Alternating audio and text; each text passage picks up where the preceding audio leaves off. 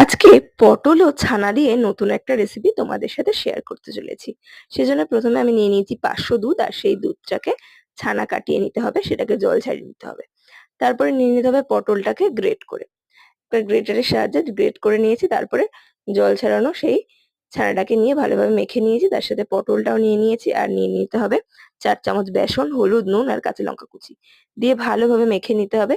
মেখে নিয়ে এবারে কোপ্তার আকারে এক এক করে বানিয়ে নিতে হবে। কোপ্তার আকারে করে নিয়ে এবারে এটাকে ডিপ ফ্রাই করে নিতে হবে।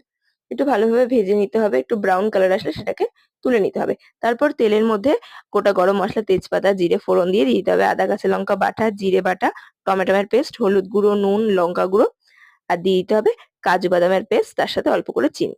তারপর মশলা থেকে তেল ছেড়ে দিলে দিয়ে দিতে হবে জল, দিয়ে একটু ফুটে গেলে উপর থেকে কোপ্তাগুলো দিয়ে দিতে হবে। তারপর কিছুক্ষণ ঢাকা দিয়ে ঢাকনা খুলে উপর থেকে ঘি ছড়িয়ে নামিয়ে নিলেই একদম তৈরি পটল ও ছানার কোপ্তা কারি রেসিপি।